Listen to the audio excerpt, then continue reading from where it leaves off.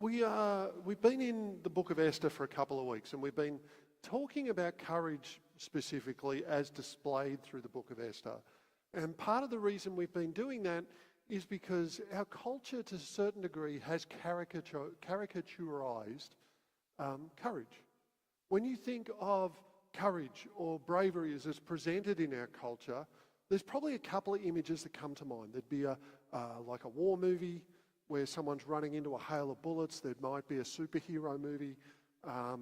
Or the other one, because of particularly Australia's focus on sport, we tend to think of courage as something that's displayed on the football field, which it is. You've got to be brave or stupid to get out on a footy field. But, you know, that's the sort of thing that we think of, whereas courage runs deeper than that, and it's about character, and it's about, part of it is about becoming who we are meant to be. And one element of courage that I don't think we talk enough about is actually the courage to turn around and deal with whatever it is in front of us. See, so often our culture at the moment, because we're orientated around comfort, we tend to avoid dealing with that stuff because it's not comfortable. If I've got issues going on in my world, I don't necessarily want to deal with them, so I find ways to anaesthetise them. I go and spend money at the pokies, or I go and buy a bottle of booze, or I go online, or I just avoid it, or avoid the person that's making me uncomfortable, rather than turning around and facing it. Sometimes courage is evidenced differently. It's turning around and dealing or caring for someone who needs care. Part of the reason I love the winter shelter program. But there are consequences that come when we don't deal with what is in front of us. There is a price to be paid in that. And we can see that in our culture, but we see it particularly in the book of Esther. And that's part of what I want to talk about today is the courage to deal with what's in front of us and the consequences when we refuse to. So that's kind of where we're going. As Belinda mentioned, the book of Esther is about the hidden or unseen God. It is really striking. God is not mentioned once. As you read the book, no prophet tells us what God says. The historian doesn't tell us what God thinks or what God does. There's no mention of a priest. There are no sacrifices. There's fasting, but there's no prayer, or no prayer specifically mentioned. And it's almost like the book is deliberately drawing our attention to the problem of God being hidden and the courage that it takes to live in a world where God seems hidden. Now, the book is set about 500 years before Christ. Most of the Jews are scattered throughout the Persian Empire, which is stupidly big. And the centre of the story is about a Jewish girl, a very pretty Jewish girl called Esther, who becomes queen by chance. She doesn't tell the king, Xerxes, that she's a Jew, and that fact remains hidden for the first half of the book. Esther has an older cousin who is her guardian, Mordecai. And again, by chance, he uncovers a plot to assassinate Xerxes, alerts Esther, who alerts the king, who saves the king's life. But Mordecai's actions go unrewarded. The next part of the story, so chapter 3, takes place about 5 years after chapter 2. And it's centred on, or it starts with, a guy named Haman, who is made prime minister. Mordecai refuses to show this guy the respect and honour that he thinks he's due, and refuses to bow down to him. Haman is furious, and we might say that he overreacts slightly. We might also say that he throws the mother of all tantrums. You can make your choice up about that. Remember, in week 1 we talked about part of the ethos of Esther. Sorry, Steph. I'm moving around, so she's got to follow me with the camera. Part of the ethos, or one of the themes that comes out through the book of Esther is this critique of excess. That the actions that people take throughout the book are excessive. Haman is one of these guys. In his tantrum, because Mordecai is not bowing down to him, one guy is not bowing down to him, he decides not just to punish Mordecai by killing him, which is extreme in itself, but to kill every single Jew in the empire. Esther chapter 3 verse 13 shows Haman sending couriers to all the king's provinces with the order to annihilate all the Jews, young and old, man, woman and child. And not only that those that killed them got their possessions as well.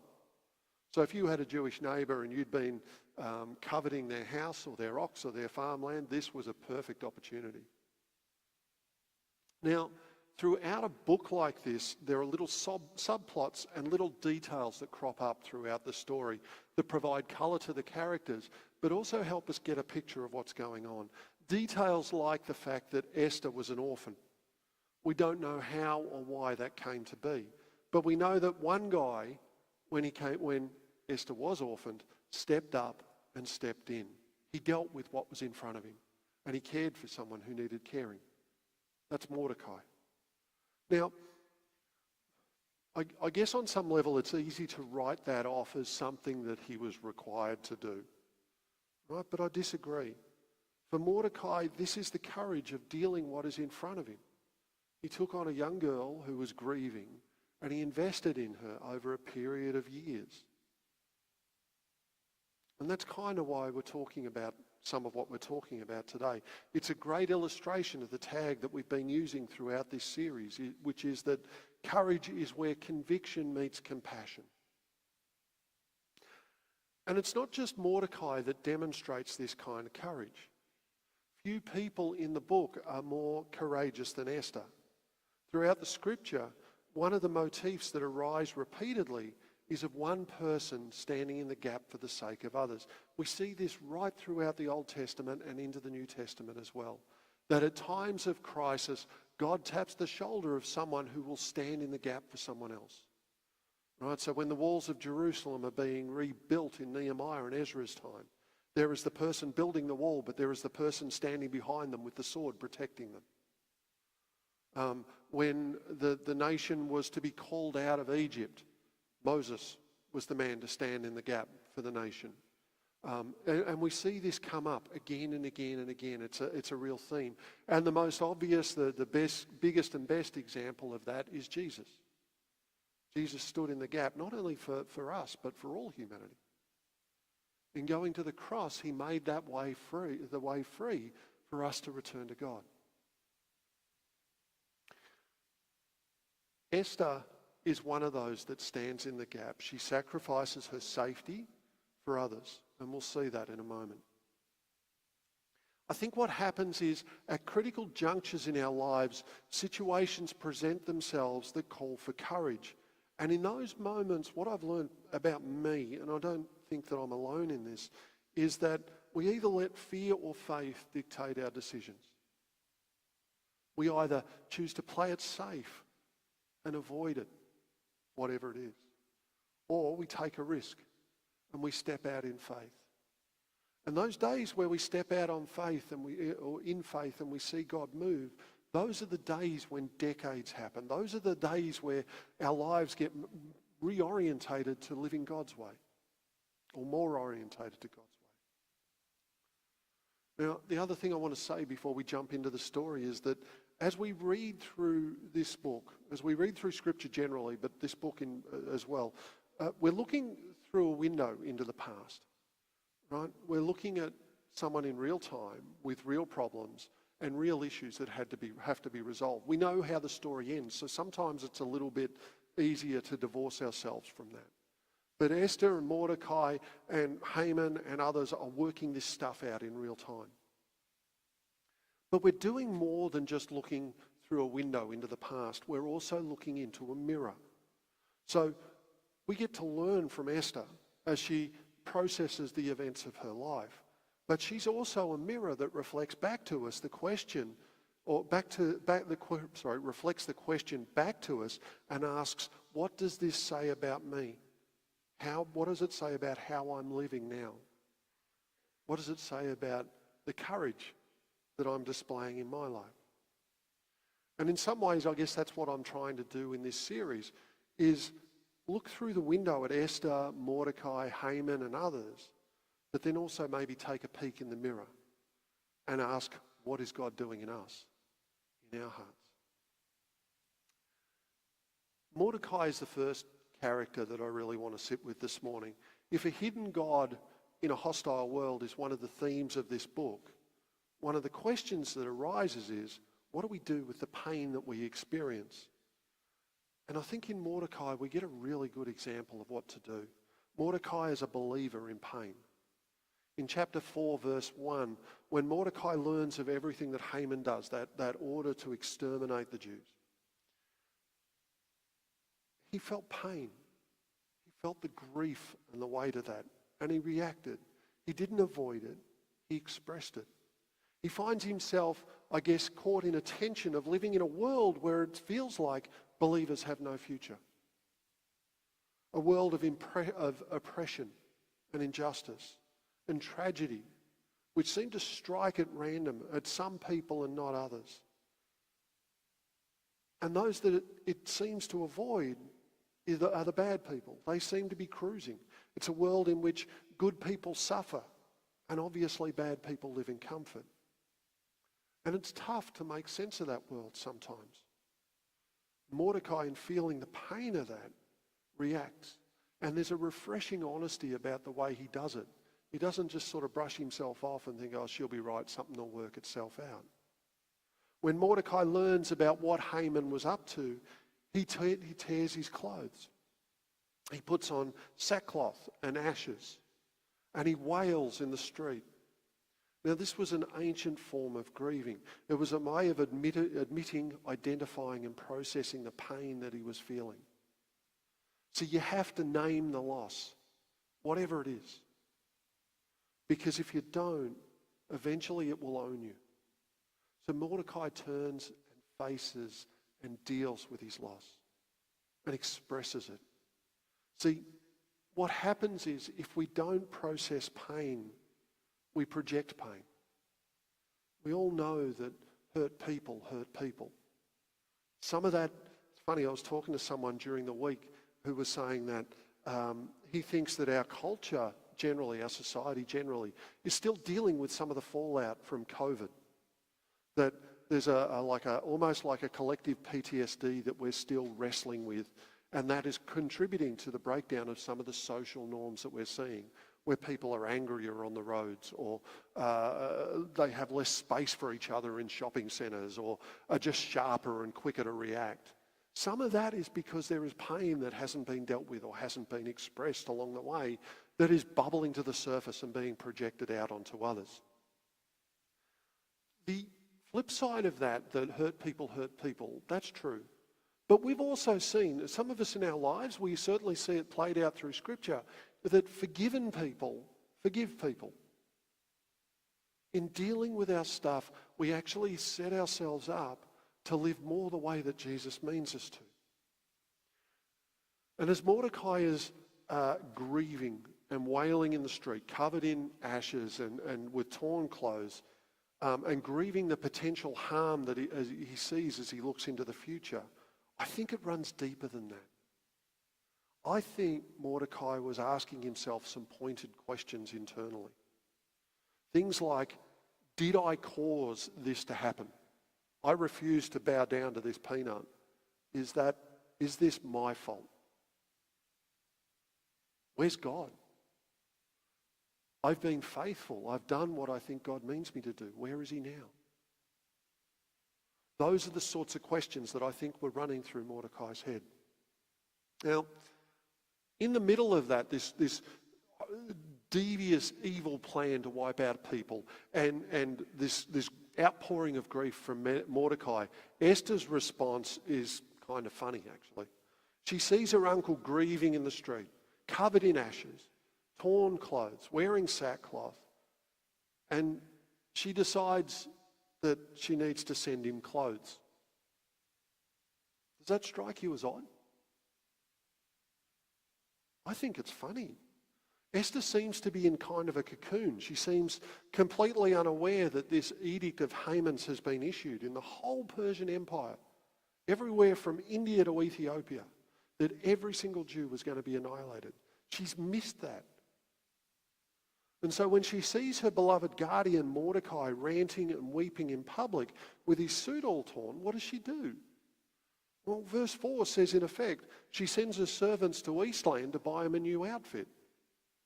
They totter off to H&M to get him a new robe. It's weird. It's a little superficial. It's outward niceness to cover pain. It's putting a Band-Aid on a finger that's just been chopped off. Now, I'm kind of overstating it a little bit. If I'm going to walk in Esther's shoes, it's possible that Esther is actually saying, well, I see Mordecai grieving and in pain. I want him to come so I can comfort him. Now, if you're covered in ashes and you're covered in sackcloth, you're not allowed within the walls of the palace because the king can't be unhappy. But seeing unhappy people would just bum him out, and we don't want a bummed out king. So it's possible she's saying, look, scrub yourself up and come and see me. But on the surface, it looks weird. And yet that's what we do sometimes as a culture, don't we? We see people grieving and struggling and we say, cheer up, it'll be okay. I think it takes courage to grieve. That's why I'm starting with Mordecai, because it's so countercultural. It takes courage to step into the pain in front of us and deal with it. It takes courage to get counselling. It takes courage to go to AA, celebrate recovery. Those things are not signs of weakness. Dealing with the challenge in front of you takes courage. I think part of what we need to remember, particularly as we look at Mordecai's life, is that life is lived in seasons. There are seasons of joy, absolutely, where we live on the mountaintop. But there are also seasons where we walk through the valley of the shadow of death. And the one constant in all of those seasons is that God goes with us. So there are seasons of suffering, and we need to admit that rather than running from that. There are seasons when life gets tough, and it's okay to not be okay. I think part of the problem is sometimes we put our emotions, we categorize them into positive emotions and negative emotions. We think joy or happiness, those things are positive emotions. And then we look at things like anger or sadness and we think that those things are negative emotions. But they're false categories. Your emotions are there as pointers to help you identify what is going on internally so that you can process the circumstances of your life and find healing and move forward. Those things that we write off as negative emotions that we hide from sometimes, they're healthy and they're holy. They're God-given. The challenge is that because we suppress them from time to time, we act out in unhealthy and unholy ways, and so we tend to avoid them. We need to learn how to process them better. And that's, I guess, in a way, part of the genius of Judaism at the time and part of the genius of what we see unfold in Scripture is that there were timelines and guidelines given for grieving so that when you were feeling these things, you knew how to react. And also, they also put limits so that grieving didn't turn to languishing. You know, part of the purpose behind the book of Lamentations is to give voice to the grief that can threaten to overwhelm us at times. Because God's not worried about that stuff. Oh, sorry, it sounds like we're being harsh. God can handle us with that stuff. God can meet us in that stuff. We don't have to hide it. It's not like God doesn't know. So express it and deal with it and find healing and move forward. I think our culture is generally uncomfortable with others' grief, which is why we try to suppress it or why we hide from it. For those of you that have been through an extended tough time or have dealt with stuff, how many times have you had someone tell you, cheer up, it could be worse? Don't worry about it. There are other people that have got it worse off than you. See, on one level, Esther's response is utterly normal. When people are sad, we want them to be happy. We want them to stop being sad and start being awesome instead.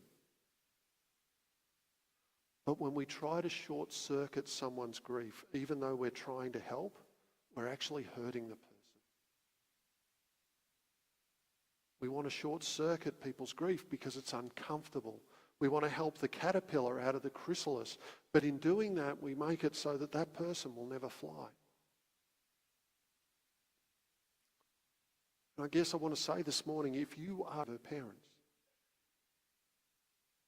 life is lived in seasons, and you need to know what season you're in. Is it a season where courage is required and you need to step into something? Is it a season of grieving? Is it a season where you're flying and so you can come across or come up alongside someone who is battling? If you're in a season of grief, you don't have to wear a mask. The church will grieve with you. Mordecai shows us in some sense what it is to be a believer in this world, a believer in pain. And it may be that you can identify with him. But I want to encourage you, like Mordecai, continue to trust that there is an unseen God and that God will bring relief to all who trust in him and all who belong to him.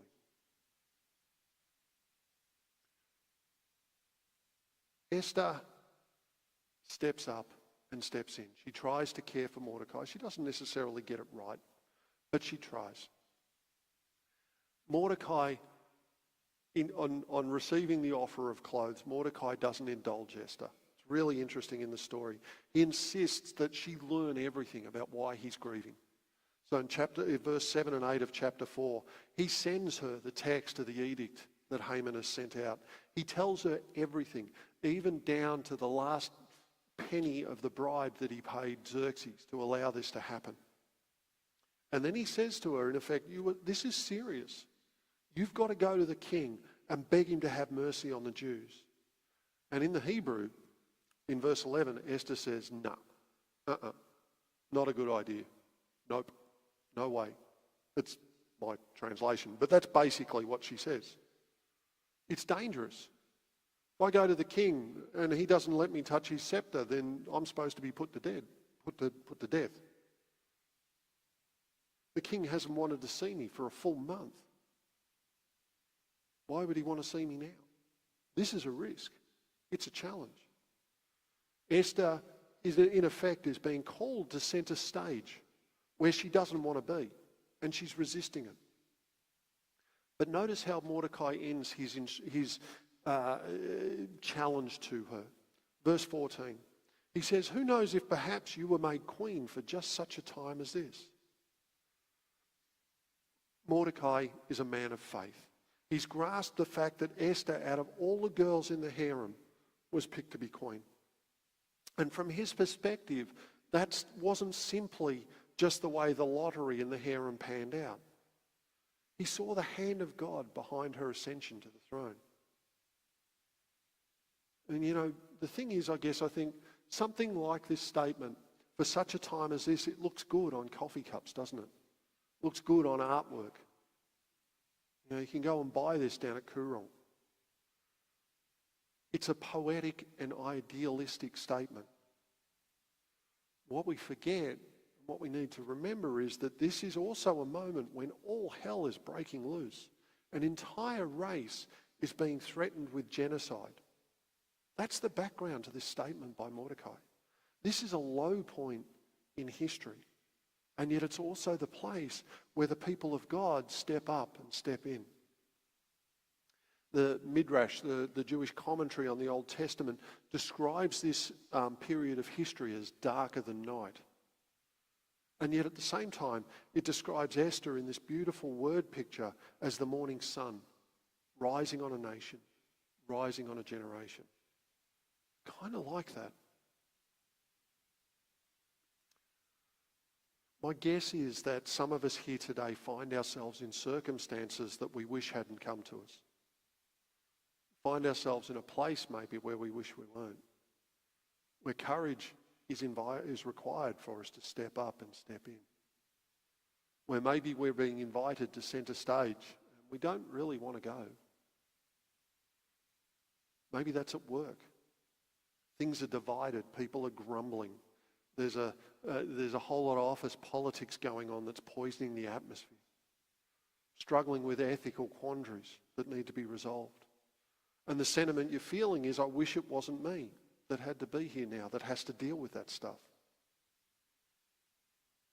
Maybe for others of you, it's you feel the weight of being Christian in a workplace surrounded by people who don't care less about God and the things of God. And it's uncomfortable. And you're wondering, what does it mean for me to follow Jesus in that space? But maybe it's not work. Maybe it's family. Something in your family life which makes you feel like, there's a tension here that has to be resolved and I'm the one that needs to deal with it. Or at least start that process. And there's that fear or faith kind of response you're feeling. Maybe it's something else. Maybe this morning you actually need Mordecai to come alongside you and say, who knows? But that maybe you've been born or come to a particular position as this uncomfortable position for such a time as this. See, maybe we need to hear Mordecai say, you are not where you are by chance. You're not just here by your own design. You're not just here for your own ambitions. You have been placed where you are. I guess if you're feeling that tension this morning, if you're kind of feeling what that's like, take heart, because God doesn't do accidents. No book in the Bible celebrates the sovereignty of God like Esther. There are so many supernatural synchronicities that line up to allow this thing to happen. It's one of the ways, I guess, that we know that God is in the business of positioning us at the right place, at the right time, with the right people. But here's the catch. I guess often the right place feels like the wrong place. Because we all want the miracle, but no one really wants to be in a situation where we require a miracle. But you can't have one without the other. And courage is a little bit like that too. No one really wants to be in a situation that requires courage. But it's part of how we grow. So I want to say to you, if you're a Christian, as you go into work tomorrow, or as you mix this week with neighbours or family or friends or whatever it is, take a breath. And in that breath, just wonder, could it be that you have uniquely come to this position in this group of people at this time for a purpose? See what God says in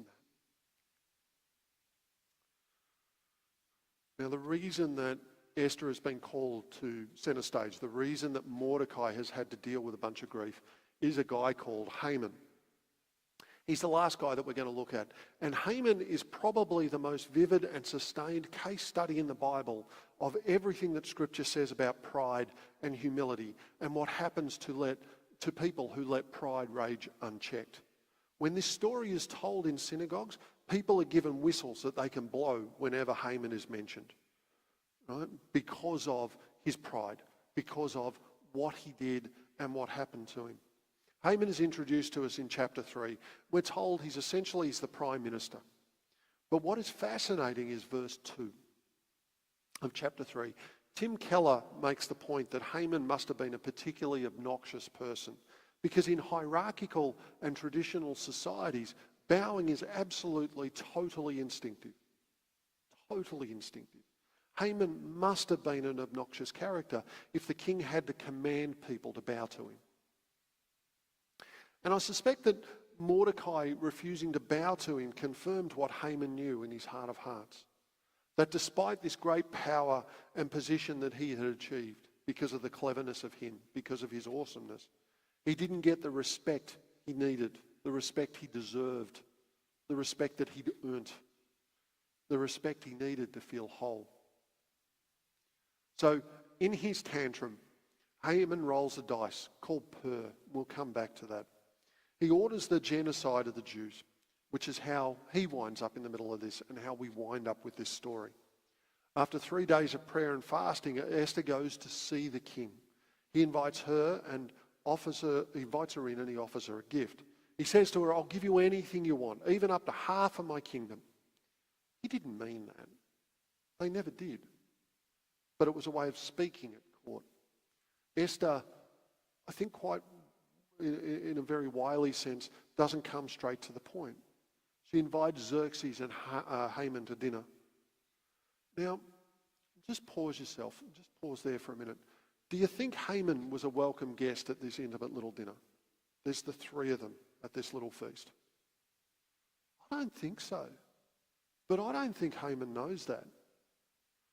I think he's so happy with himself. He's so full of the look at me. He's blinded by pride. I think he thinks he deserves to be there. There's a sense where I think he thinks it's his right that he's vice king. Surely he should be there. And maybe Esther fancies him a little. You never know. Haman's a powerful man. He's a dude. He's a bit it and a bit. Verse 9 shows us he is very happy with himself. He's leaving this feast. He's feeling very chuffed. And the only thing that spoils his day, the one little thundercloud in his sky of blue, is that when he leaves the palace, he spots Mordecai, who still refuses to bow down to him and show him the respect that he has earned, the respect that is his. He gets over it, very full of himself. And in verse 11, we find him at home, and he boasts to his wife and friends about his vast wealth because they wouldn't have known. His many sons, again, total surprise to his wife and friends. But then he talks about all the ways the king had honoured him, how he'd elevated him above all the other nobles and officials. How many times do you want to guess he's told them this story? But that's not all. He says he's got a surprise. He's got a new thing to the boast this morning or this evening, the thing that's going to make him look even bigger in their eyes. Verse 12, he says, I'm the only person Esther invited, or Queen Esther invited to accompany the king to a banquet she gave. Just the three of us. And then he says, and there's another one tomorrow, and it's just me and the king and Esther. How cool am I? And as you know, the only thing that gets up my nose is that pesky Jew Mordecai, because he doesn't respect me. So his wife and friends say, well, set up a sharpened pole that stands 75 feet tall, and in the morning ask the king to impale Mordecai on it. You know how important you are with the king. He's bound to do what you say. There'll be nothing then to spoil your dinner. Now, if you're reading this, some of the older translations, some of the NIV, I think the ESV, some of those will actually say erect a gallows 75 foot high. There's a little bit of an argument about what Haman's wife and friends say. The reason we land on a pole is because, according to Herodotus, impalement was the preferred method of execution in the Persian Empire. So the idea of him being impaled, of Mordecai being impaled on a pole, would be consistent with where or how the Persians executed people in their country. The reason that some of the older translations mention the word hang or set up a gallows is because of the word hang. Right? So that's why we get that little bit of discussion going on there. Now, if you go on and read ahead, you'll find out that dinner did get spoiled for Haman. And it wasn't because of the quality of the cooking. Things didn't work out very well for him. The thing that gets me about Haman as I read his story is twofold. I guess if I'm going to look into the mirror, I'm asking myself, are there times when I'm a little bit full of myself? Are there times when I get a touch of the look at me's, where I'm convinced that it's got to be my way or the highway? Are there times when I allow my pride to run unchecked and I hurt people or I steamroll them or bulldoze them into the thing? The other thing that gets me about Haman is this guy clearly had a lot going for him. You ask him, he'll tell you. But it's more than that. Like, if you read the story, this guy had power. He was second in command to the largest empire in the world at the time. He had wealth, enough to bribe a king. That's how we find that he comes up with this plan. Xerxes had, in a war, he had depleted his treasury. So Haman says, you let me wipe out this group of people, I'll top up that treasury. There'll be plenty coming back your way. So he had power, and he had wealth, and he had position, and he had privilege, and he had family, and he had friends, probably sycophantic friends, but he had friends, and he had a wife he could boast to. And because he was so powerful and privileged, people had to listen to him. And yet this guy allowed one bloke to ruin his life. Because he refused to deal with the stuff in front of him, because he refused to deal with his own baggage, he couldn't move past this perceived slight from Mordecai, who was no one. He held on to this, and he became angry, and he became vengeful and bitter, and he ruined his future. Don't be like Haman. Don't let one person or one thing or one mistake ruin your life. Don't let that thing, whatever or whoever it is, live rent-free in your head. Forgive them. Let it go. Build the bridge. Move beyond. Forgiving doesn't mean that you let them do it to you again. Forgiving just means you're getting them out of your head. So I used to tell kids when I was in youth ministry, I would quote Mark Twain to them. I would say, look, holding on to unforgiveness is like drinking poison yourself and expecting the other person to die. It doesn't work. Let it go. Give them over to God.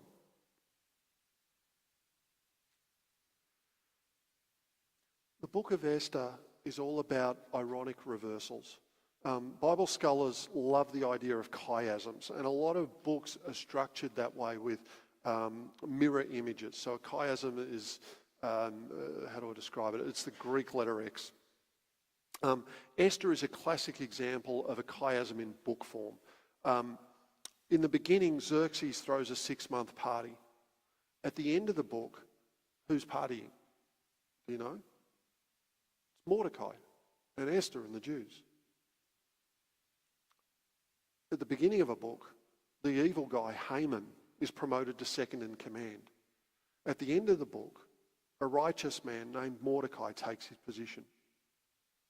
At the beginning of this evil plan, Haman rolls the dice, the pur, and that becomes the Purim, which was the annual celebration of the courage of Esther that saved the people.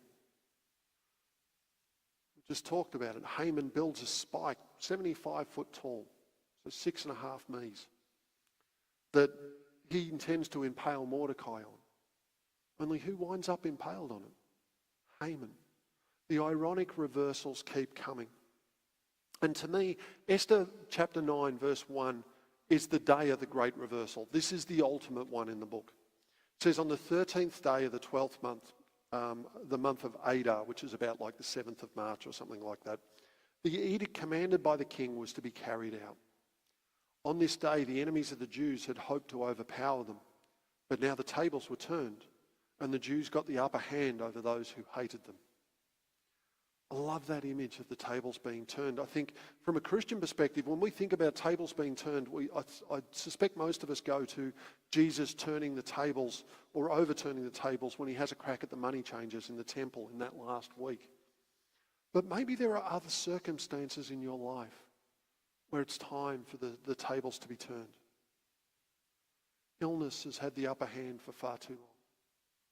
And so we need to press into God and pray for healing. Maybe grief is threatening to turn into languishing. So we're going to bring that to God. Ask for healing. Maybe it's time for a prodigal to start making the journey home. So we're going to pray for them. Whatever it is you are waiting for, wherever it is in your life that you feel like the tables need to be turned, keep leaning into Jesus. Keep searching for him in prayer. Keep bringing that thing, whatever it is, to him. He cares for you. He loves you. He's promised never to leave you or forsake you to the very end of the age.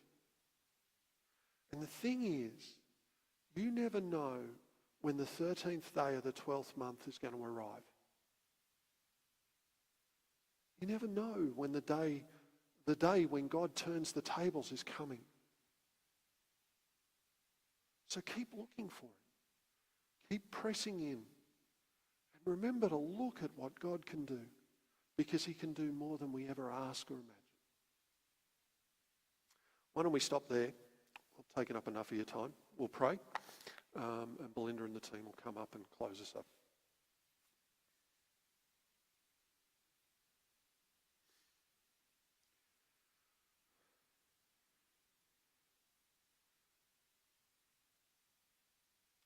Lord, would you help us take a lesson from today? Those things that maybe we've written off or been ignoring or been running away from. Would you help us in your strength, in prayer, turn and face them and start to deal with them? Help us keep looking to the one who is the author and perfecter of our faith. Help us keep looking to the one who can do more than we ask or imagine. The one who will turn the tables. The one who has the answers. The one who has promised to lead us and walk with us and journey with us. Lord, for those that are battling with grief this morning, whatever it is, would you meet them there? Help them on the journey you've got for them, because it's a journey with purpose. It's not an aimless wander. There is something in there for them. For those of us that are maybe being challenged to step up in a particular area of our life, whether that's family or work or sporting club or whatever it is,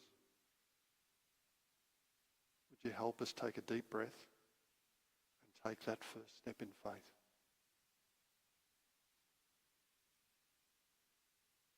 Lord, for maybe those of us that have looked in the mirror this morning and thought, you know what, there's something there that's not quite right.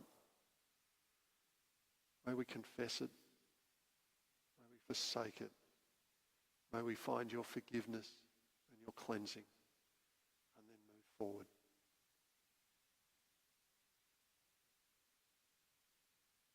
And Lord, in all of these things, may Jesus be glorified and honoured and lifted up in our lives. And may we live lives of salt and light on a hill because of Jesus and his work in us.